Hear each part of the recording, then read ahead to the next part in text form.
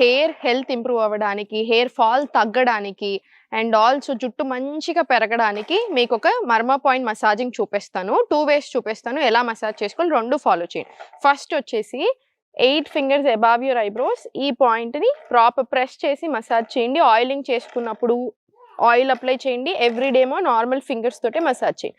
ఆదిపతి మర్మ అంటారు. ఇది సర్క్యులేషన్ చాలా బాగా అవుతుంది. స్ట్రెస్ అండ్ యాంగ్జైటీకి చాలా మంచిది.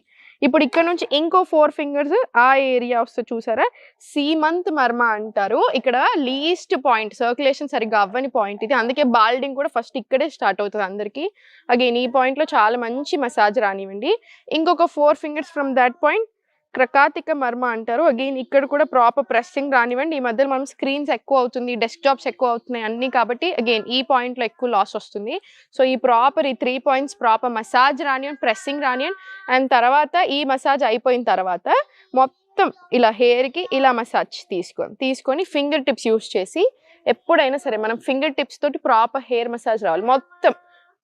మొత్తం మసాజ్ తీసుకోండి. అండ్ థర్డ్ వే ఏంటంటే ఇలా హెయిర్ ఫార్వర్డ్ చేసేసుకొని మొత్తం ఇప్పుడు మసాజ్ చేయండి. దీనివల్ల మీకు హెయిర్ గ్రోత్ చాలా బాగుంటుంది, హెయిర్ లాస్ కూడా చాలా తక్కువ అవుతుంది. ఫస్ట్ దూసుకున్న తర్వాత ఇవన్నీ ఫాలో చేయండి, ఓకేనా? ఇది చేసిన తర్వాత దూస్తే జుట్టు ఊడిపోతుంది. సో ఫస్ట్ దువ్వుకొని తర్వాత ఫాలో చేసేసేయండి. మీకు ఎక్స్ట్రాడినరీ ఇంప్రూవ్మెంట్ కనిపిస్తుంది. దీంతో పాటు కరివేపాకులు తినండి, ఫుడ్ న్యూట్రిషన్ సరిగ్గా ఉండేలా చూసుకొని చాలు.